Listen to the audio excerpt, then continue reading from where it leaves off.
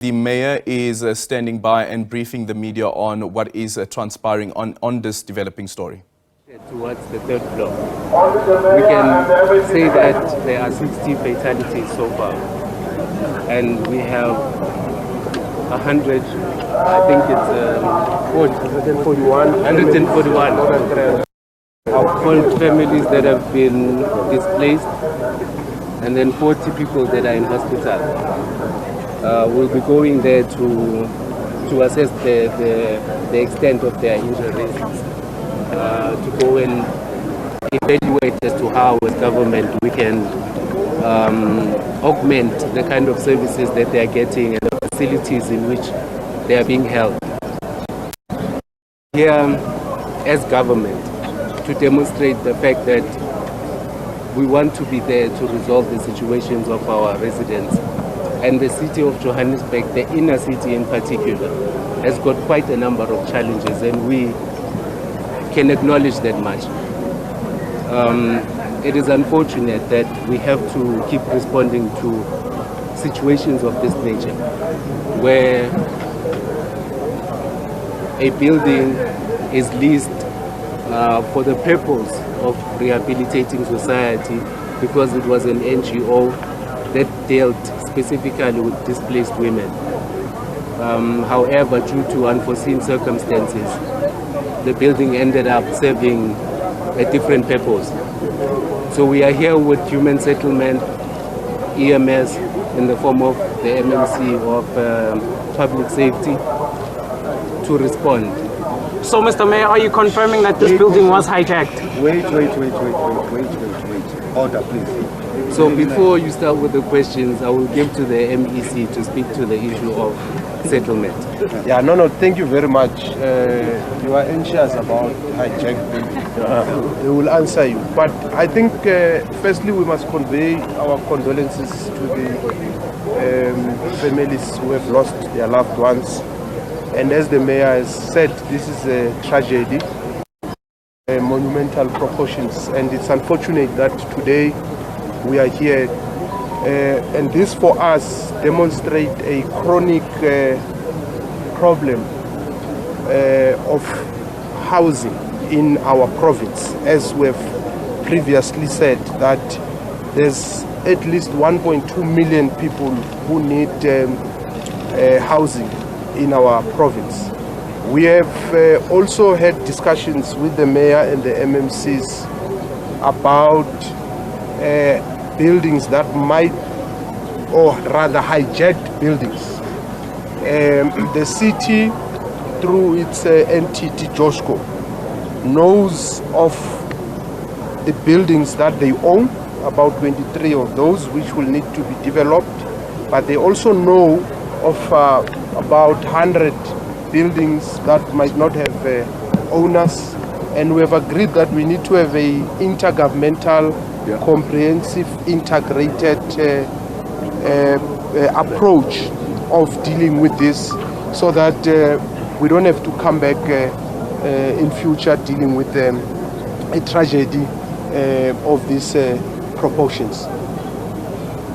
As the provincial government, we will also be working with the city. My colleague MEC for Social Development and Agriculture, Mbaliso here as well. There will be an intergovernmental, and the MMC for Social Development is here in the city. So there will be social relief.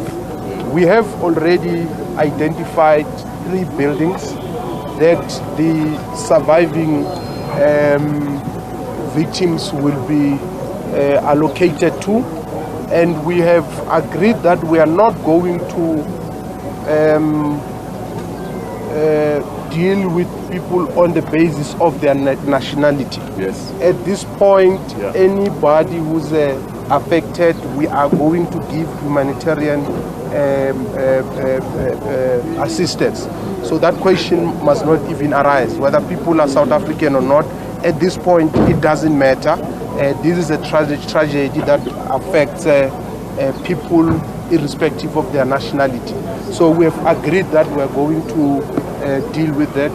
There are other issues which would like the media to be sensitive, because at this point we are dealing with a tragedy and we must focus on the intervention that the emergency services, the police, Department of Health and all other authorities are dispensing. There will be a properly arranged press conference that will probably have the city, probably the premier and the mayor, to deal with the issues in detail of human settlement, informal settlement, issues of urbanization, issues of funding for infrastructure, because those issues have always been on the agenda, and it's not like they have not been attended to by the three spheres of government. So at this point we thought it would be important to inform society that something is being done and how many people are affected and what is it that the government will be doing. So we will take questions, but we want to ask you to take into consideration the fact that there will be a properly arranged press conference, hopefully in the next 2 days or 3 days, Mayor, the province and the city, to deal with all the different aspects, because the MMC of safety was also briefing us of the work that they've done and the successes that they've made. And we would want to take the media as well, so that there is no impression created that there is no work done by the city and by the province. But we would not want to use this occasion to do that. Today we want to convey our condolences, and we want to assure society that we are attending to this crisis and this tragedy, and we will be from here going to the hospitals to visit the surviving victims. Okay, thank you. Thank you. You'll be number one, just be short and brief, but if your question is covered, don't repeat it. Ne? Just be short and brief, because there are too many.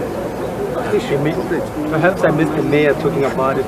Alpha from Eyewitness News. Yes. Mr. Mayor, we've had this issue of illegal buildings for quite some time. In fact, when Kenny Kunene was acting mayor, he landed in the wrong books of many people for, evicting people.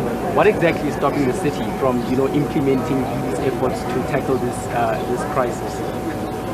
What is preventing the city from implementing its efforts to preventing this nature? And you're talking about evictions in particular. Just illegal occupation of buildings. Illegal occupations. Look, we are making strides, right? My MMC of Public Safety is here. I'll give you just a short briefing, because what we have done in the past, we may have contravened certain laws in terms of providing alternative accommodation in particular. And you would understand that there are quite a number of non-profit organizations that have a keen interest on the city's approach towards evicting buildings. So as this current administration, we are taking a more prudent approach, and we are not going there with brute force.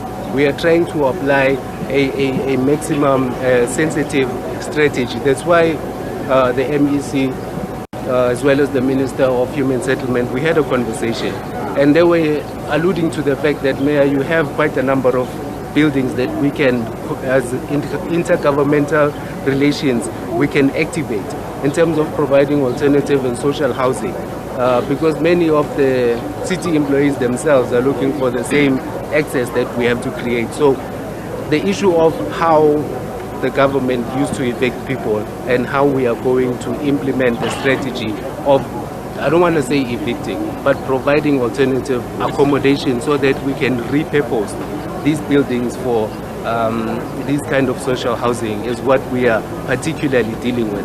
And just to give you a brief highlight, tomorrow, it's just unfortunate that today is council and we had this unfortunate and tragic event. I have set up a sub-mayoral committee that is focused on the inner city in particular, the re-establishment and repurposing of these buildings that are here, and a very, like I said, humanitarian approach on how we treat the citizens in the city of Johannesburg, because you have to take into account it's not only those that find themselves in dilapidated buildings, but those that are on the streets as well, of which we have shelters that they are unwilling to occupy at this point, but the shelters are there fully functional. So the element of how we enforce our bylaws is an issue that the MMC of Public Safety is very passionate about, and most of the time I need to remind him of our competency as local government, so that we do not find ourselves in a situation where we are contravening certain laws in us trying to deliver to a discomfort that the country has, because this is not just our problem as government, it's a collective problem, because the people are occupying these buildings are our citizens. So if we cannot be considerate of the fact that our attempts are to also assist them in relocation and to also restore our city to its former glory, for lack of a better analogy, we will not get anywhere. So we need to unite, and we need to understand and join in a common purpose. The press briefing that the MEC had alluded to is where we will give you critical pointers of what our area of focus is going to be in the form of this sub-mayoral committee that is focused on the redevelopment of the inner city in the city of Johannesburg. I hope I've covered your answer comprehensively. And maybe just to add a very critical issue, Mayor. There are cartels who prey on poor, vulnerable people, because some of these buildings, if not most of them, are actually in the hands of those cartels who collect rental from our people. And that makes a point that some of these people who are in these buildings can afford to pay. Yes. Therefore, government must create a stock for rental, because that is affordable. Yes. That's why our collaboration with the city and entities like JHB is to ensure that we make that stock available. Just last week Friday, we were launching a program for rental stock in Riverside with the minister and the mayor as part of the work that we are continuing to do. So it's not like we are not doing anything. It's not like we are saying we must still. We are already doing that work. There's a number. Hasina Gori, SABC News. The government is going to be involved with these cartels, because you speak of cartels, but where are the police to stop these cartels from happening and robbing people? Yeah, but the police are here, and the police people must report. People must report, and then the police. You would have seen someone was talking about one of the MMCs who was acting on that day. He was with the police. So it's not like the police are not doing anything. The question is whether they're doing enough or not. And I think they are competent to answer for themselves, so that you don't want to attack the police unjustifiably without any facts. But from where I'm sitting, I know they're doing their level best. Whether their level best is enough, that's a question which we would have to engage them on. Yes, SABC. SABC News, Hasina Gori. My colleague Aldrin just spoke with Seri just now, and they claim that this building is still owned by the city and that they have not abandoned it. Can we get a response to that? We know the allegations was that they are the NGO that was in charge of this building for abandoned women. Okay, so I think it's a misrepresentation, because I think Seri is an organization that deals with human rights in particular. Yes. So I don't think the question was proper. But what I can confirm, as a matter of fact, is that the building does belong to the city. It was not sold; it was leased to an NGO to in fact run the non-profit organization to house women that needed to be given relief of some sort. Yes, and that's when things escalated out of control, because remember, when the city leases a building, whoever is taking responsibility needs to make sure that the building is well kept, that they can return it to the city in a condition in which they found it in. But I cannot be able to project and predict how a business would then find itself in a situation where it's abandoning its operation for one reason or the other. So that's where we are right now as the city, yes. Heidi Jocks from ENCA. Oh, that's the last question, yeah? It's Heidi Jocks from ENCA.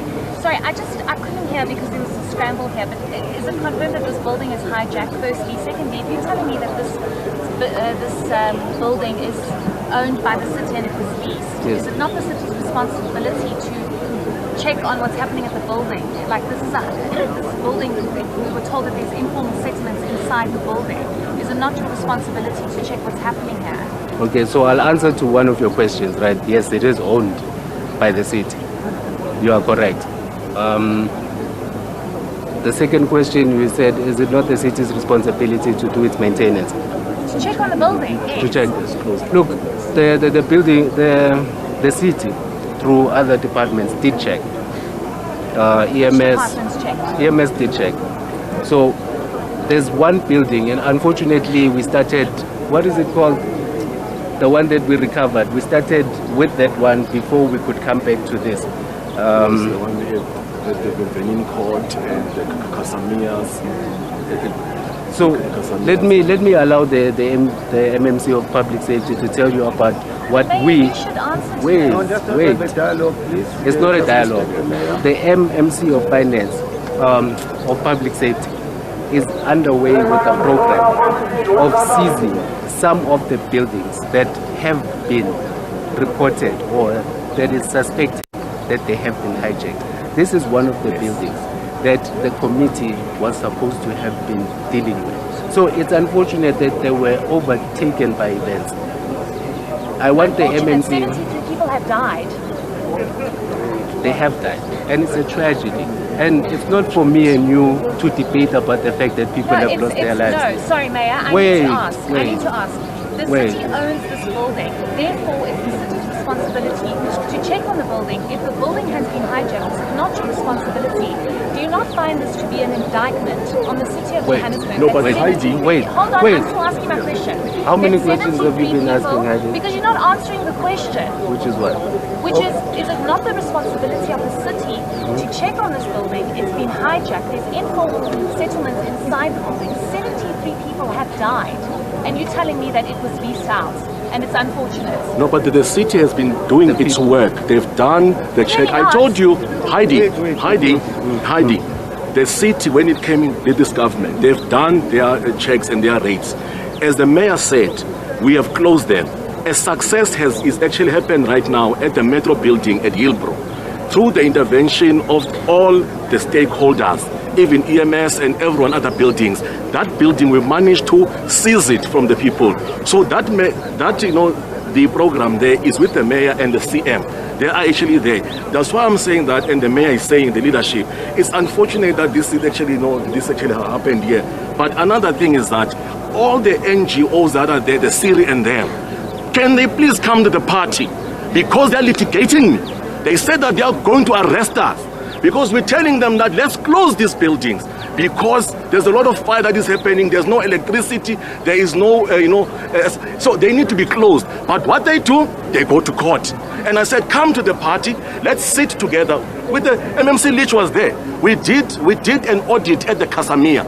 That's why we know that currently that the people who are staying there can afford. And I said that why are you not going? We have a proof.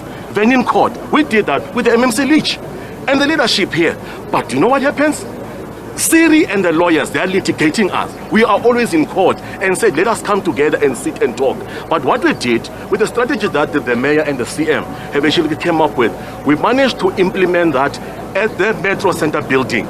We said, we called everyone in and we checked. They said, listen, we can't move all of you. We're going to do it piece by piece, floor by floor. It happened there. So it's actually happening, but very slow. But we said, instead of us now, leadership, of blaming each other, right now, there is a plan in place. And the press conference, it will come, and the leadership of Promise will come in, will tell you what have we done, and the successes that we've done, and the frustrations. It's really, really sad for us, this actually had to come to actually this. There are many of them, we know. but we are doing something. One, we've actually done it, and we said there are that we've seen all of them. We've done the checks. We have reports from the EMS, from every GFITs. They've been working day in, day out. But they are, instead of them being able to take people out, they are taken to court every time. Thank you. Yeah, maybe. Hang on. Yeah, maybe, Heidi. Yeah. Maybe I must say this, because the province is a competence authority for human settlement, and we have delegated that function to the city. So that's a very important point. The second thing is, the mayor and the MMCs and ourselves, in the discussion we had, we have agreed that we are not going to defend anyone. If there's an official of the city who will be found to have contravened or who to have neglected their responsibilities, heads will definitely roll. And that's why we're saying now to you, Heidi, that we are going to have a proper sit down with the media and deal in details, because I've just said now, there's about 23 buildings that the Johannesburg Housing Company owns, and they are like this, and they have a plan for that. They don't have money for. There's about 100 buildings that are owned by the private sector, and they are neglected. So we have to be decisive in how we deal with that. And one of the things might be to expropriate those buildings so that we can be able to house people. As you know, housing is a big problem in our province, not just in this city. So we would not want to create an impression that we are perfect, we have solutions to all the problems, and that there are no problems. Hence, we always say we are prepared to engage with you as the media, and whatever limited resources at our disposal must be utilized efficiently and impactfully. So I would ask that we give the city that space to be able to come back and respond. They will give responses to the public. They know we are all accountable.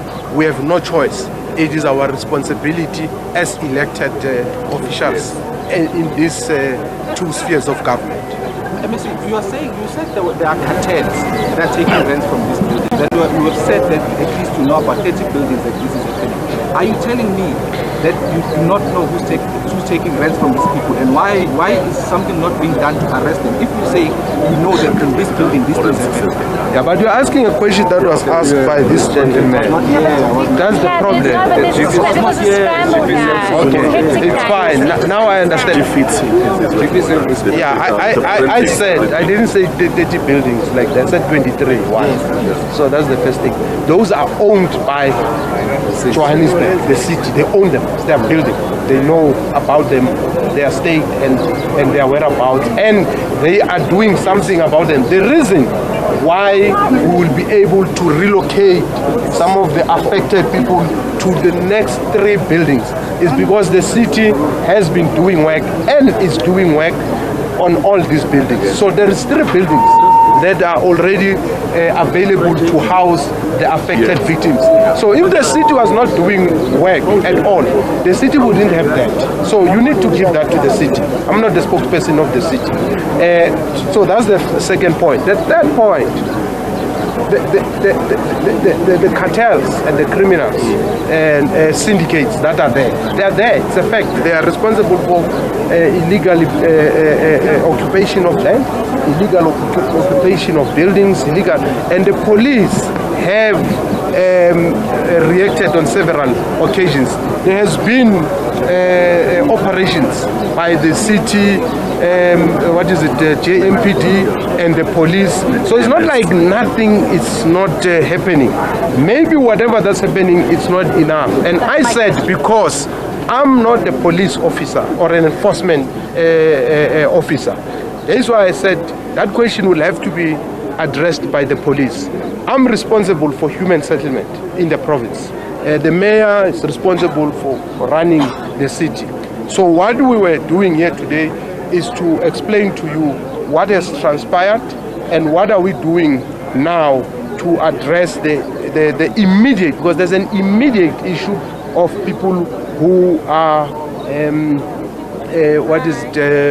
displaced. So we are dealing with that issue. And we said we will have a press conference, the city and the province, in the next 2 days or so, to deal with these issues comprehensively. Issues of housing, issues of infrastructure, of informal settlement and all that. Yeah, thank you very much. That was the last question. But if you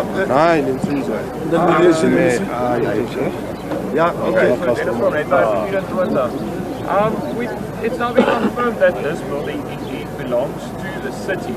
We have various discussions and debates now about the responsibility of the city to take the people out of the building before the fire and stuff. But I think the question now is, does the city have blood on their hands after this fire? Shouldn't they have acted before the fire? Take people out. Tell them that, listen, there is a danger here. You could lose your life. You're very insensitive. May I humbly request that... That's the question that should be asked. That's what the public wants to know. We have responded. May I humbly request that we conclude the session. We have a responsibility towards what remains of the scene. And we have a responsibility to go to the hospitals and check on those that are affected by this issue. Yeah, and I think it's only the court of law that can come to that determination. Yes. Don't be dramatic about the issue. It's not dramatic. All that insensitive. People lost their lives. No, you are insensitive and dramatic. So don't want to make headlines out of the tragedy. Yes. Don't want to make headlines out of the tragedy. People lost their lives. No, people lost their lives. I think, and that's why we said to you, if you want to make all these accusations and assertions and become, we will have a sit down briefing 2 days after here. You can come. We don't have a problem of engaging. There is no problem at all. But we're saying, let us be compassionate. People have lost their lives today. We can't be fighting, especially even at the scene where the tragedy has happened. In our culture, exactly, we have to respect and honor the dead. If you can at least allow us. Thank you very much. Thank you so much, Aldrin. If you are still on us, that was just a briefing that we had from the mayor as well as the MEC of Human Settlements, but the MMC of Public Safety. But I want to just give you a sense of what is taking place right now. You're seeing the building there behind us, the one that caught a light last night at 1:30. We've seen firefighters and emergency services workers still working and going into that building. We know search and rescue is still ongoing at the moment.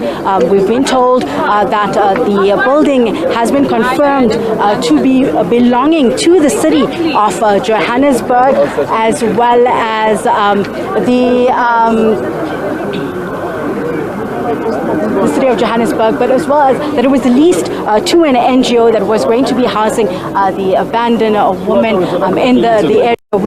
Now that what they are busy with is just ensuring that if there are any remains of those that may be still inside the building, that they are removed and that whatever fire may be still lit inside that building, that it is doused out. We're still seeing the steam and smokes rising from the building. Not as bad as the blaze as it was in the early hours of the morning. It did take firefighters and emergency service workers at least 2 hours to extinguish the fire, but search and rescue has taken way longer. We're told that inside this building and inside these walls, there are informal structures that have been set up and people were housed inside there. I want to see if I can bring in the MMC of Public Safety just to chat to us, or the city manager who is speaking at the moment here. I want to see if we can just get a comment from him in a moment. He is busy in the middle here at this point. I want to see if I can also then just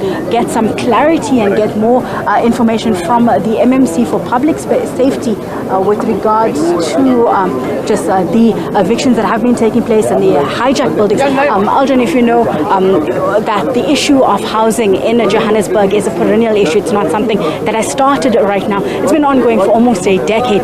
We know hijacked buildings are a concern in this area, and it has been something that the city of Johannesburg has been working fervently on trying, and we've heard from them saying that they've been plans in place, and they have been planning things to move people. That evictions alone have not worked. They also alluded to cartels that have been working in hijacking these buildings and then renting it out illegally to people.